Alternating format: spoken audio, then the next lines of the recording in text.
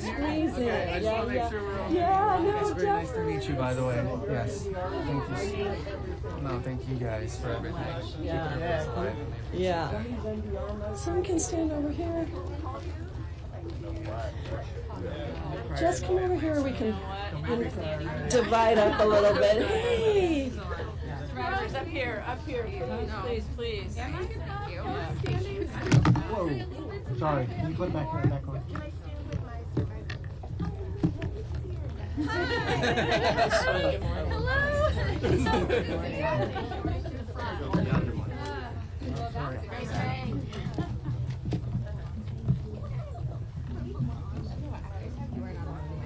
On repeat whenever we're together. I'm like, cute. I feel like that's what do my whole minute of just like, okay, Tammy, what's wrong with you?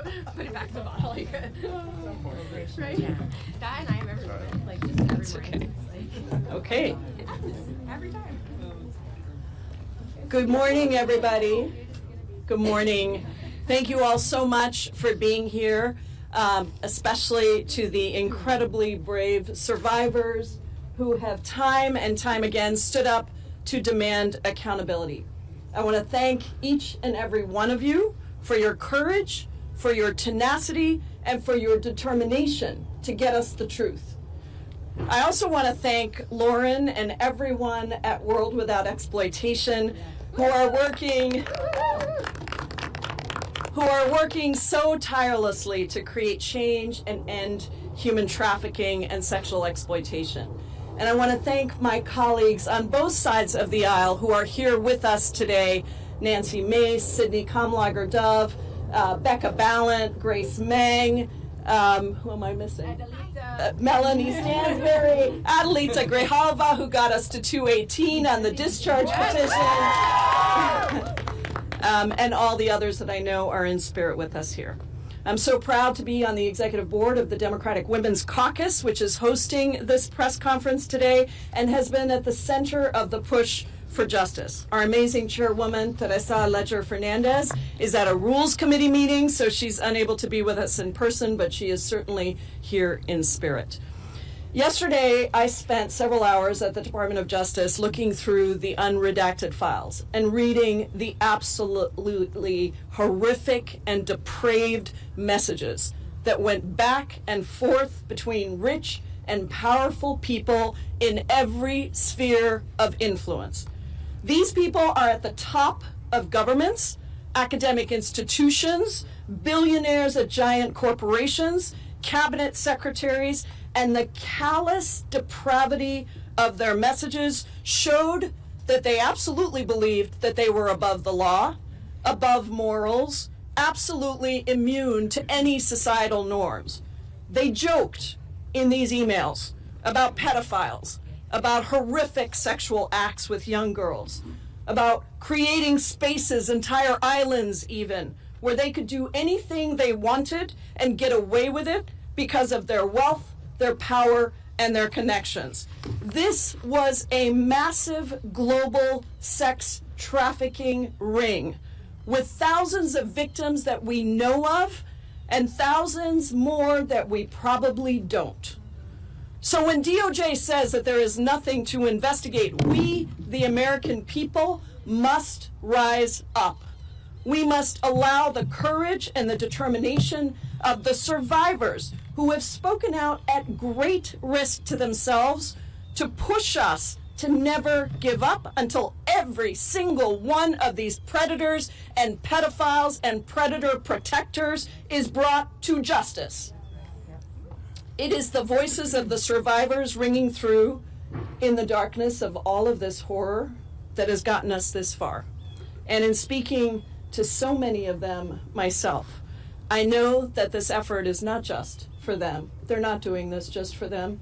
They're doing it for their girls, for their children, for other people who have been affected, to all the survivors of sexual assault everywhere across the world who are watching to see if we can get accountability right here in the United States of America.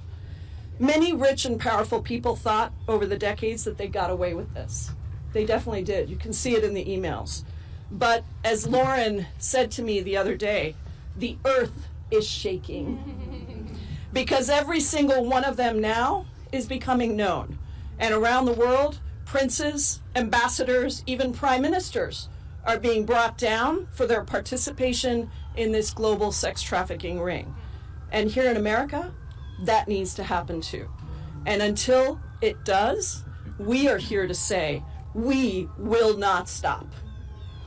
To every survivor who has fought so hard, who has shared painful details, who has been re-traumatized by the continued disrespect, dismissal, and exposure of their own personal details, we won't stop until committee, as our Representative Kamlager-Dove, Representative Ballant, where we will have Attorney General Bondi before us. I intend to get real answers on why the DOJ is not pursuing further action, and to get survivors the attention and the answers that they deserve.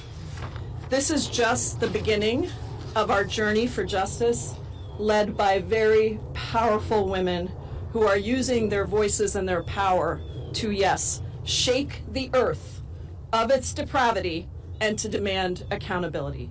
So thank you for all of it, for inspiring us day after day, year after year, and never backing down. We love you, we appreciate you, and we've got you. It's now my honor to pass it over to Representative Sidney Kamlager-Dove, my colleague on the Judiciary Committee. Thank you. Thank you, Congresswoman Jayapal. I also want to recognize Congressman James Walkinshaw and Congressman Jamie Raskin, who've also joined us for this press conference.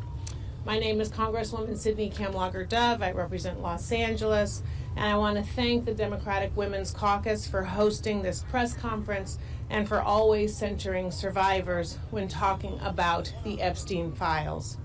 You know, the entire weight of Donald Trump's government is being used against the survivors of Jeffrey Epstein and his co-conspirators' abuse. The fact that these survivors have not only come forward, but continue to speak out and relive the worst day of their lives every single day is courage. And it's a kind of courage this administration does not have. 80% of sexual assaults go unreported because time and time again our broken justice system protects abusers instead of survivors. When the President and the Attorney General repeatedly shield pedophiles, rapists, traffickers from accountability, they send a chilling message to survivors everywhere and discourage others from coming forward. Let me be clear. We need this administration to care about child sexual assault instead of protecting pedophiles and predators. At 10 a.m., Attorney General Pam Bondi will be testifying in House Judiciary Committee, and we are all going to get in her face and grill her about the reckless and sloppy release of these files. One survivor found her name, her birthday, her address, and phone number, and workplace, all exposed in the files. That puts her at serious risk, and it is a chilling effect for every other survivor.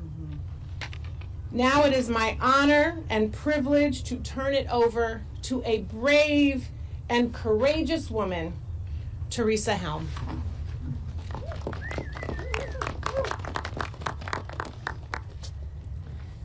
Hi, good morning. Here we are again, and for what it's worth, we're not going anywhere. And Amen. while it might seem that we're in the middle of the road of this, actually in many ways this is just beginning. I stand here in support for all of these women here beside me, all of the women across this nation, for my own children, for myself, For every one of you out there in this audience looking at us right now, this is Survivor. This nation is full of survivors. We're going to stand and we're going to fight, and we're not going to stop because that's the right thing to do. We stand here also with the support, and we pray that there's nonpartisan support of Virginia's law that has just been introduced. This is one of the most important monumental steps for survivors, and the world is still watching. No one's turning away from this. It affects every single person here. It affects every single person in this administration. They have wives, daughters, grandchildren. Every single person. This is not an issue that's going away. And we're not going to stop. And I feel that this is a real, today and beyond, a real demonstration of integrity. And as my dad, who was a very, very smart man, used to say to me, Dr. James Helm, the proof is in the pudding. So we're going to find out. Thank you.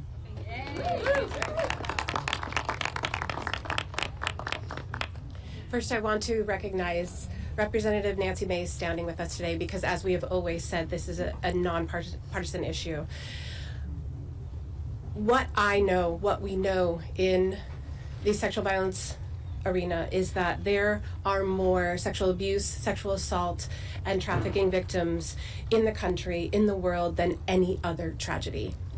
And consistently, those victims and survivors are told one of two things: shut up or move on. And as I understand it, when we spent time in Republican Judiciary Committee members' offices, they were very compassionate, passionate, caring about this issue.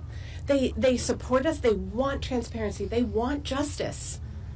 And what we've heard is that they've been told to shut up today and not do the hard thing of asking questions about the egregious job done by the Department of Justice in the drop of files.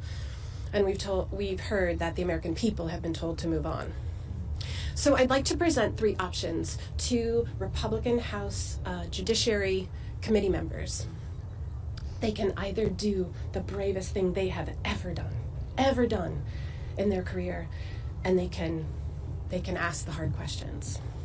They can do a second thing, which is a really hard thing to do: to refuse to be complicit and resign. Just say, I am making a statement and I'm going to resign from being part of this administration. And they can do a third thing. They can yield 1 minute of their time to Thomas Massie, who happens to be a real bulldog in this issue, and let him speak for them. That way they are able to hold their position of leadership, but make a stand showing their constituents, who are all victims and survivors too, that they believe in us. So today my question is, those on the Judiciary Committee, the Republicans, are you going to have courage or are you going to be complicit? Thank you. Good morning. My name is Laura Bloom McGee. I am a survivor who stands before you to not ask you for pity, but demanding justice. Speaking my truth was born of courage. I stand here for every little boy and girl that is afraid to speak up after the unthinkable. That courage should never cost us our safety, our privacy, or our right to heal. Our current system does the opposite. The people who have harmed us, they are hidden, while survivors have been exposed. Abusers' names and contact information is redacted, while our faces and stories are left on full display. This is not protection. This is betrayal. It hands back power back to the abuser and further strips survivors of our dignity. Even worse, leads that can uncover broader wrongdoing are being ignored. Documents that point to co-conspirators are still unexamined. Truth, integrity, and the pursuit of justice should be non-negotiable, and we will no longer negotiate with people or institutions that fail us. Thank you. Hi everyone, I'm Danny Bensky, and I am an Epstein Maxwell survivor from 2004 to 2005. The last time I was in DC, I asked everyone to close their eyes and think of a teenager that was close to you. I asked you to make it personal.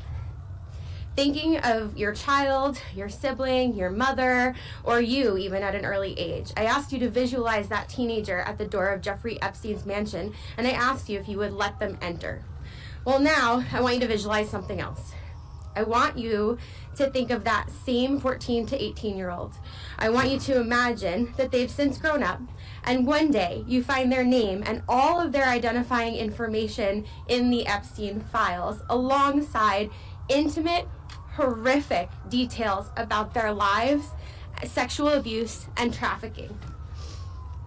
You look further, and maybe you even find a nude picture. You try to understand who could be responsible for these crimes, or try to find who's responsible for the crimes themselves, only to find that the perpetrators' names have all been redacted. As you read on and take in all the heinous acts, you begin to see how the system repeatedly failed. Realizing that it was hard enough to endure the abuse, you begin to understand the endless re-traumatization. This time, it isn't a monster pedophile who is doing the exploiting, but our very own government. I dare to say that everyone knows a survivor of assault or abuse. My ask is that you keep this personal. We are not here as political figures. We are only human. Our only agenda is accountability. We owe it to our former selves. We owe it to the next generation. And we also owe it to those of the past. We need to believe women who bravely stepped forward like Maria Farmer did in 1996. We need to pass Virginia's law to eliminate the statute of limitations. We need survivors to be taken seriously. There should never be a time limit on justice. And the DOJ needs to do its job. Give us the rest of the files and start the investigations. Start the investigations on the things that are in the files right now.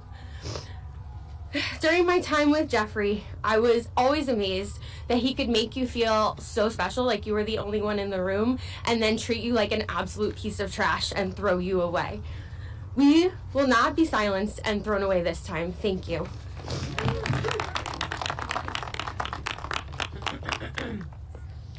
Hello, my name is Liz Stein. I met Ghislaine Maxwell and Jeffrey Epstein in 1994 when I was a senior in college. For us, this is not about politics. This is about people in power and vulnerable girls and young women. A partial release of these files by the DOJ, riddled with improper redactions that expose the vulnerable and shield the powerful from accountability, is not justice. It is injustice.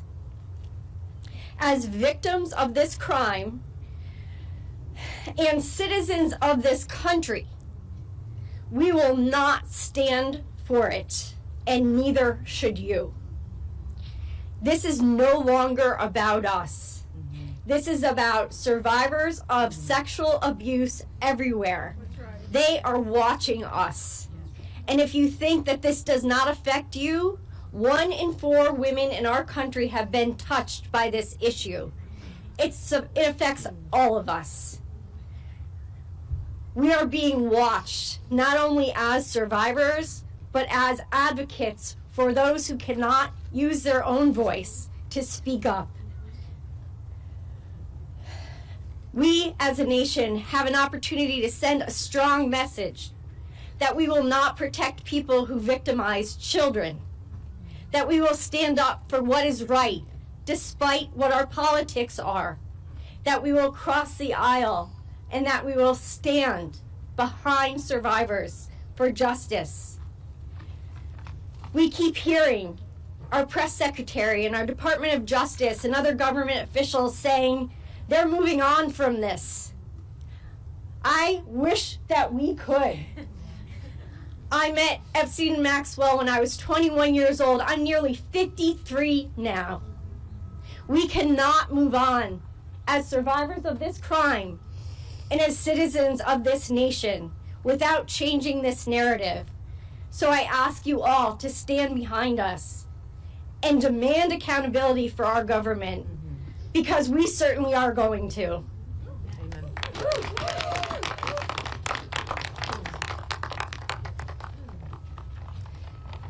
Hello, everyone, and good morning. We are here today asking for basic safety, dignity, respect for survivors and Americans. In recent releases, survivors' names were not properly redacted. The failure has put people in danger, personal information has been exposed, information that can lead to harassment, threats, and retaliation. Some of those impacted are Jane Does who have never broken their silence, who have never chose to be public, and who deserve protection, not exposure. We are still asking a question the public deserves answered. How is the Department of Justice able to carefully redact the names of powerful men, yet fail to protect survivors? We stand here today, united and strong, and we are asking for something simple. Treat us like human beings. We have families, we have lives, we did not cause these crimes, and we should not be the ones paying for the price again. And if more documents are released, we are demanding that the DOJ take the time to do this the right way, fully and respectfully redact survivors' identities and any identity details connected to them. We also need to address the allegations contained in these materials. Every credible allegation must be taken seriously and investigated thoroughly, no matter who the person is, how wealthy they are, or how connected they are. We understand that these are allegations and due process matters, but survivors are human beings who shared something horrific. They deserve to be heard, and they deserve a real investigation, not dismissal, delay, or silence. So everyone watching, stand with survivors, demand accountability, demand transparency, demand investigations that do not protect the powerful while exposing the vulnerable. And those who are involved, those who know what happened, those who enabled it, those who stayed silent, do the right thing. Answer the questions, cooperate, because the survivors are done carrying the burden alone. Moving forward, we, and when I say we, I mean the whole world, expect true transparency and justice for those who have not yet received it. I want to emphasize that after Congress reviewed the unredacted files yesterday and discovered that more powerful individuals were involved, I'm left wondering, why haven't we started an investigation this yet? Other countries have taken action, so why is the United States lagging behind, especially in a nation that prides itself on justice? This is what we believe in, this is what we demand. So the real question here is, when will the Department of Justice start investigation, not only the allegations, but to the powerful men that are running free? Thank you, everyone. Good morning, everybody. We are here today as survivors and as the families of survivors of Jeffrey Epstein and Ghislaine Maxwell. We are here as the family of Virginia Roberts Giuffre. My name is Sky Roberts, and I am the brother of Virginia Roberts Giuffre. Pam, I have a clear and simple message for you. The way this administration, and you specifically, have handled survivors has been nothing short of a failure. I have a message from Annie Farmer. She's not here today, but I love her to death. Believe that. And she said, Pam, do your job. Do your job, Pam. And I feel that. There are serious questions that demand answers. Why are the perpetrators' names being redacted while survivors' names are left unredacted? We are done with excuses. We are done with delays. No more lies. No more deflection. We want answers, and we want accountability. Virginia was not a headline. She was a daughter, a sister, a mother, and a human being. She carried what was done to her for years and still chose to fight, not just for herself, but for others who were afraid or silenced. And we need to say this plainly. The handling of the Jeffrey Epstein case has been mismanaged again and again across administrations, across agencies, and across years. That failure is not abstract. It has caused real, lasting damage to survivors, and that is not up for debate. We are here to see whether our representatives will stand with survivors, not with excuses, not with delay, not with political convenience. We are here to see whether you will ask the hard questions that have been avoided for far too long. And with that, I'm going to turn it over to Amanda.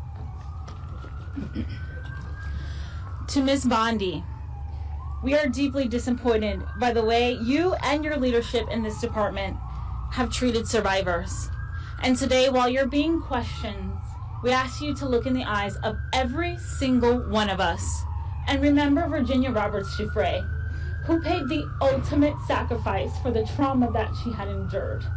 We ask you to remember the lives that we have lost during this process. Accountability means real answers, not evasion. It means transparency, not more hiding. And we ask Congress that if Pam Bondi has been found where you have misled or gave false testimony, you must be held to the same standard as everyone else. No title, no power, no connections should change that. And to the American people, take heed. Be mindful of any government or any powerful people who try to tell us that what we lived through is not real, that what happened to us didn't happen, who ask us to doubt what our ears can hear and what our eyes can plainly see. That is how abuse is protected, and that is how it thrives. We are here because survivors have had their lives defined by what powerful people did to them behind closed doors, while institutions have continuously looked away. Today, Congress has a chance to prove that this country is still not looking away. We are not here for theater, and we are not here for talking points. We are here for truth, we are here for justice, we are here for accountability, for Virginia and every survivor. Amen.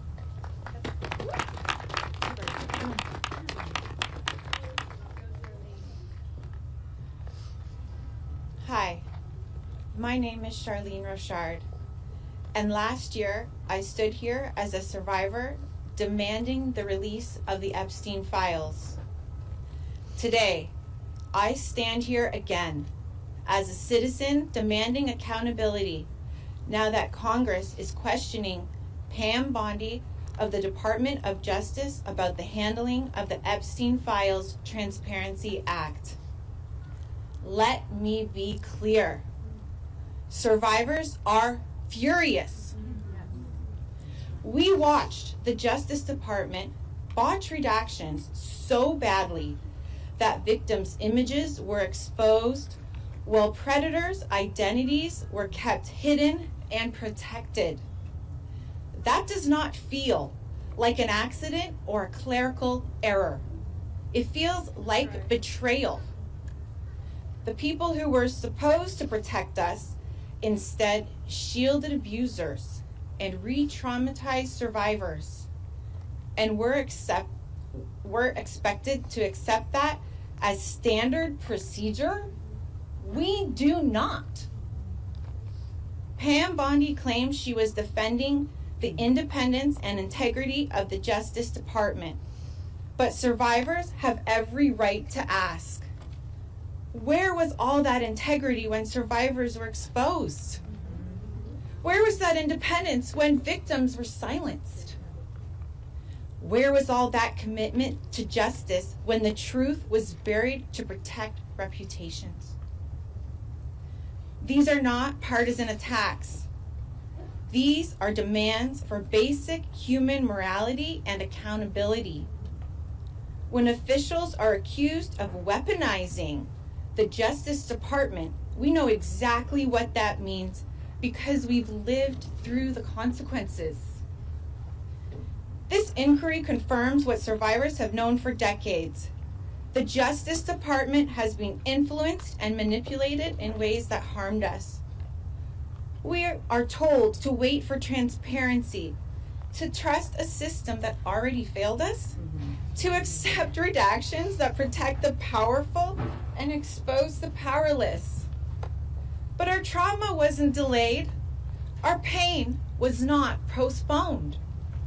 And our trust has been shattered.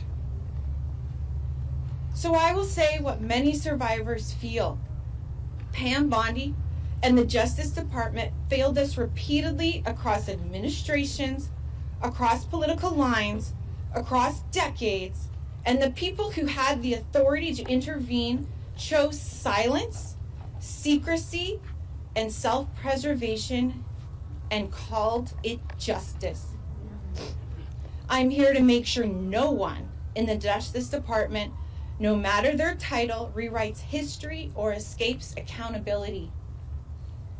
And so today, I'm asking survivors, allies, lawmakers, and citizens to refuse silence, demand oversight, demand transparency, demand a Justice Department that protects the vulnerable instead of the powerful. Stand with us, speak with us, and do not look away. Accountability will not come unless we insist on it together. Thank you. Thank you so much. Please welcome Representative Nancy Mace. Hold on 1 second. I just want to let members of the media know that because the judiciary hearing is starting soon, some of the survivors are going to go take their seat right now. But we are going to continue this press conference because we have a few more important statements to make. And Representative Press. We're going. All right, thank you. Good morning. For thousands of years, women have been considered second-class citizens. Back to the book of Genesis, chapter 24, when Dinah was raped by a prince, they tried to negotiate a deal to sweep it under the rug until her brothers took up swords. And today, the Epstein survivors who are here, advocating on their behalf, want America and the world to know they are no longer second-class citizens. And women in this country should never be treated like second-class citizens. And their stories are truth. Their stories are real. They are vulnerable. It is traumatic, and it is lifelong trauma for each and every one of them.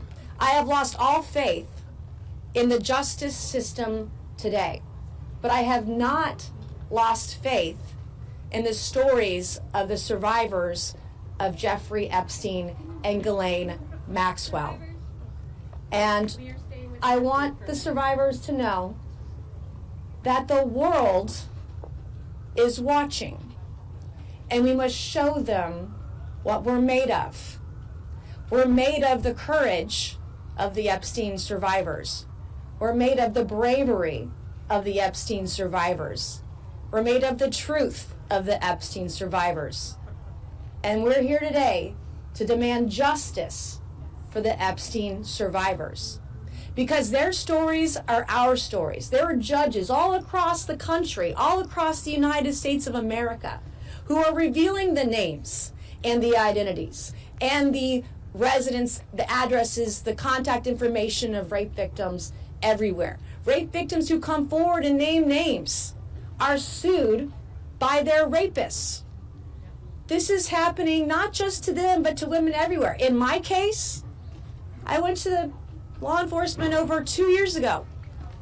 Evidence on a silver platter. Today, not a single person arrested, not a single person in jail. And so the days of the cover-up are over, and I am begging the media, don't make this partisan. This is about the victims. And this will go down, the Epstein saga and Maxwell, this will go down as one of the greatest cover-ups in American history. And I'm going to stand with the Epstein survivors until my last breath to ensure that the rich and powerful do not get away with this. Because America's system is a two-tiered system of justice. There's one for the rich and powerful, and there's one for the rest of us. And those days are over, and I want the rich and powerful, the princes, the princesses, the prime ministers, the former presidents to know your days are numbered. Thank you, and God bless each and every one of you.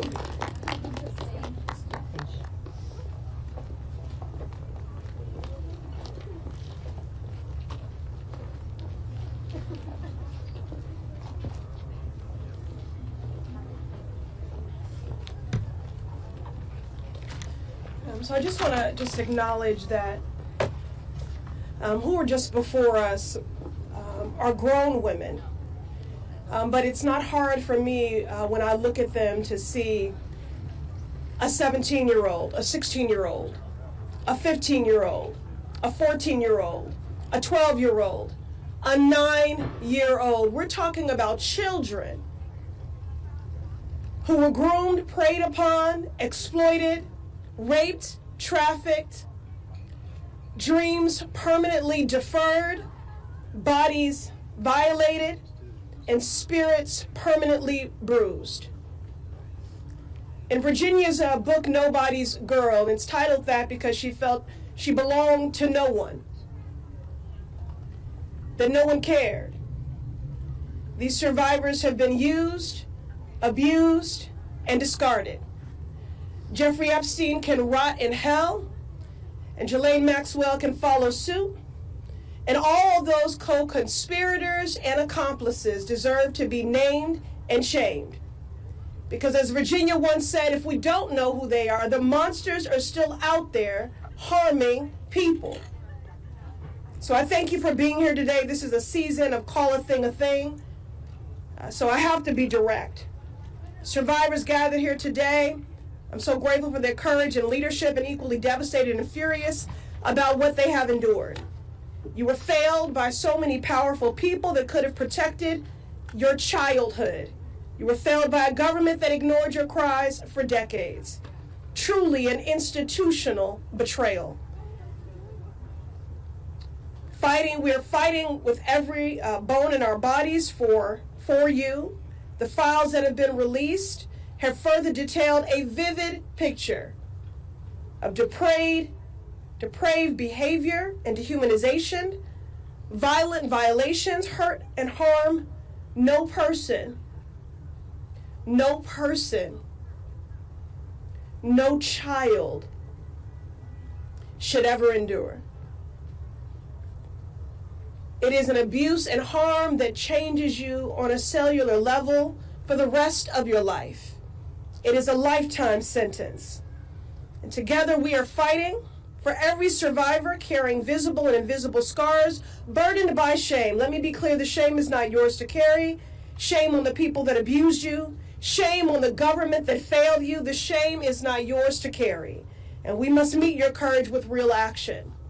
And again, although I know our survivors have left to take their seats at the judiciary hearing, I'm speaking to all the Epstein survivors, but to all survivors for whom the Epstein survivors are a proxy for. This moment requires that we meet their courage with real action. These powerful abusers have been protected by institutions that are more concerned with the wealthy and well-connected than centering survivors. The Department of Justice must continue to release files, and they must correct course as we've demanded from the beginning. The identities of survivors in these files must be redacted and protected. And this can't end with the release of the files. We must see thorough investigations, followed by swift accountability for all that enabled and incited this abuse. Words are important, but actions are what matter now. And that's why we will not yield. Thank you for being here today, and our work continues. Good morning, everyone. I am Congresswoman Melanie Stansbury, and I am so proud to represent New Mexico's 1st Congressional District and to stand with the survivors, and to be joined by my colleagues from the Oversight, Judiciary, and other committees of jurisdiction in this case. While the survivors have left to attend the Pam Bondi hearing that starts in just a few moments, we will stay for a few extra moments to answer questions of the press. You see behind me members of the Oversight Committee that have been engaged in a months-long bipartisan investigation in the Epstein case. Let me begin by saying one thing. Believe the survivors. We are being asked every single day to name names. They have named the names. They are in the files. Believe the survivors. Believe your eyes. Believe what you are reading. They have named the names, and for the last 20 years, justice has not been served here in these United States. 20 years ago, in 2007, the U.S. Department of Justice and the FBI drew up a 56-page indictment that included 32 counts of federal crimes against Jeffrey Epstein and his co-conspirators, and 1 year later dropped the case. In the years that ensued, hundreds and potentially thousands of additional victims of sexual violence were allowed to happen because the United States government failed to act. Today, that same injustice is continuing right now here in the halls of Congress, the halls of the Department of Justice, and yes, in the halls of the White House. Late last night, I posted an FBI file that names names. That is the FBI's file. Those are the names of rich and powerful people, including presidents, that the FBI itself was tracking in the Epstein investigation. That is based on victims naming names. So believe the victims. Believe your eyes. The names have been named. They are in the public domain. They are in the files. And we will tell you unequivocally, we will keep naming names. While we do, as members of Congress, have access to these unredacted files, let us be clear, the law is clear that these files should never have been redacted the way that they are currently. It is very clear that the United States government is involved in an active cover-up and protecting the allies of the President and the Department of Justice, and that active members of this administration have lied under oath to the American people and to this Congress, and we will hold you accountable. Now, it has already been stated multiple times this morning that governments across the world are acting. Governments across the world are demanding accountability. People are rising up. Survivors are coming forward. People are naming names, and names are being taken down. Yet here in the United States, the injustice that has spanned now 2 decades is continuing because of an active cover-up by the president himself. So what we ask all of you, the American people, members of the press, the eyes of the world who are watching us here in the United States, believe the survivors. Have courage. Do the right thing. Because the survivors have already had the courage to say those names over and over again. And they have more courage and guts than half of the people in the buildings behind us and most of the people in this town. But we want you to know that we will not let this injustice stand. We will stand here every day with the survivors. We will not stop. We will look through every file. We will follow every lead, and justice will be served. And to every survivor out there, here in the United States and across the world, the millions of survivors, girls, women, boys, people who are watching, we know the eyes of the world are on us. We stand with you. We are fighting for you. You are not alone. And whether you have come forward or not, we want you to know that we are fighting for you. We see you, and we will fight for justice. That's right. And so with that, we will open it up for questions. And some of us are going to head over to the Judiciary Committee, where Pam Bondi has to answer some very serious questions. Do we have any questions from the press? Yes. Several members of the British political class have lost their positions, as you've mentioned, as a result of being associated with the Epstein files. Do you think that people in the Trump administration, like Secretary Lutnick, should lose their job as a result of misrepresenting their relationship with Epstein? Absolutely. It is very clear that Howard Lutnick lied to the American people about the nature of his relationship, and that he repetitively lied, including potentially perjuring himself yesterday right behind me in the United States Senate. We have the files. We know the nature of the relationship. We know that there are multiple witnesses who shared information with the FBI about Howard Lutnick's relationship with Jeffrey Epstein. It's time for him to stand down. I'd add one thing. What message does it send about our country to our kids when people in Europe are being held accountable, but people in the United States are not being held accountable for the same exact situation? So we have to hold people in this administration accountable, no matter how powerful they are. Could I ask Emily? And this is Suhas Subramanian from Virginia. Over time, we've heard more about the involvement of the man formerly known as Prince Andrew. We've heard statements from Buckingham Palace and from William and Kate saying their thoughts are with the victims. I just wonder what your thoughts are. Jeffrey Epstein was a man who was invited to the palace. He was in the Balmoral estate, the royal estate. He was a man who was in the midst of the royal family. What would you say to King Charles with regard to what he should do as the head of the royal household? Should he get involved? Should he publicly answer questions? What action would you like to see? Well, I'm humbled that you would ask a mere citizen congresswoman from New Mexico to comment on what is happening with the royal family. But let me just say this generally.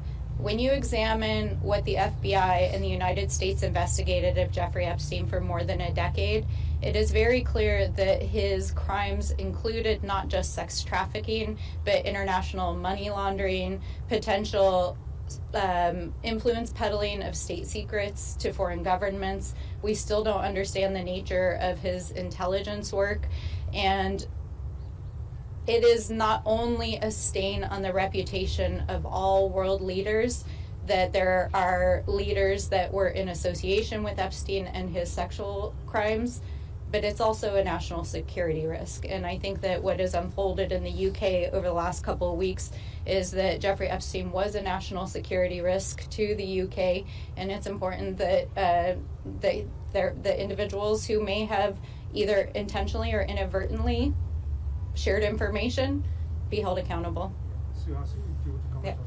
Yeah, I think in terms of King Charles, I mean, the family's reputation is on the line right now. And so I hope they do the right thing by letting authorities hold Andrew accountable for anything he did. I still want to continue to see if Andrew will come and testify before our committee. But certainly the victims have said that justice has many forms, and one of them is the reputations and titles and power of many of these people who were involved in these crimes. And so their reputation is on the line right now. Yeah, is that a question that you have, given that Epstein was amongst the royal family via Andrew for so long? Is that a question that you have, perhaps? Did the wider royal family know more than we know? No more than they're letting on? It's hard for me to say. I think that's why we want all the documents to know exactly what evidence there is of any sort of knowledge of the crimes. And I think especially when you have a peek behind the redactions and some of the email correspondence, Jeffrey Epstein had a vast network of leaders, businessmen, others that he was involved with globally, and it's not necessarily indicative that he was doing work for governments or that others in the government were involved, but it's clear that his influence peddling and his business scheme involved maintaining those kinds of relationships. So I think at this point it's unclear that there's any evidence that points to broader participation outside of the individuals who've so far been named. Are there other questions? Yes, go ahead. My name is Christine Hillier, and I'm with Caucus Governance Lab.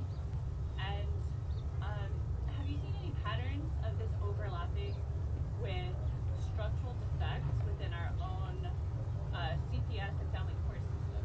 Oh, absolutely. I think one of the things that we met extensively, a number of members and survivors yesterday to talk about what comes next.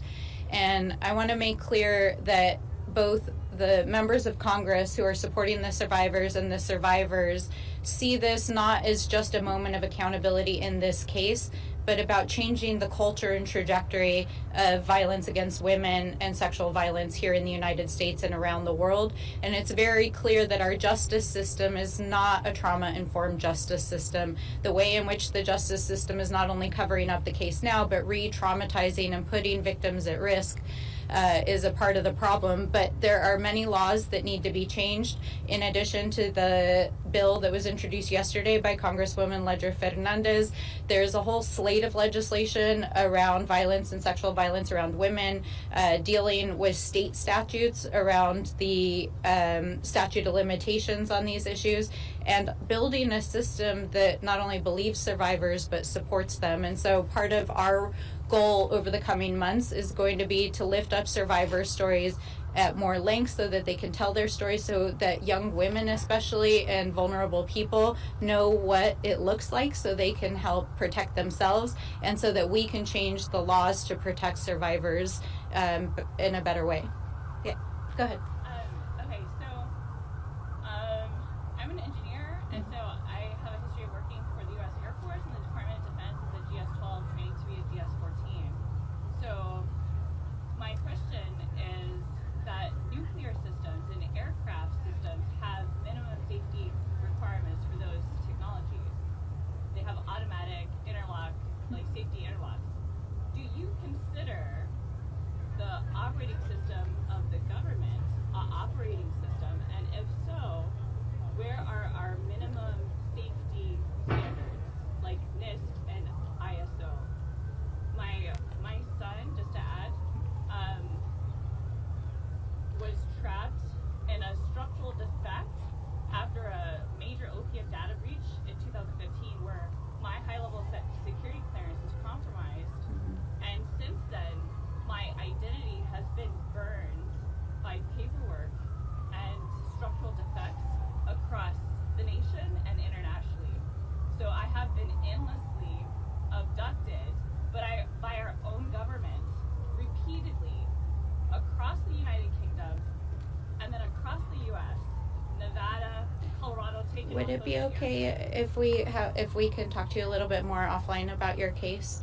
But I'll just say, yeah, I'll just say this. No, it's a political system. It's not an operating system, and we do need to reform the system. We'll take one more question, and then we're going to go ahead and head over to Judiciary. Brown representing both sides of a system at the same time as a structural defect that resulted in the Yes. So I just want to, what do you want to hear from Pam Bondi today? What do you need to hear from Pam Bondi today? Ignore that. Sorry, go ahead. What do you need to hear from Pam Bondi today? Do you want to go ahead and start?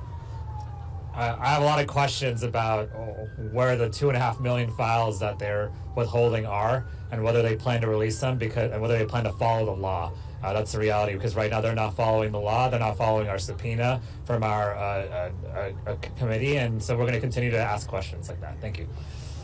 I mean, personally, the only thing I want to hear from Pam Bondi is I resign. But we know that's not going to happen today. She needs to answer for not only her complete debacle of rolling out these files, but her lack of compliance with the law and the ways in which she has systemically failed the survivors. So thank you all so much. Thanks for joining us. Thank you very much.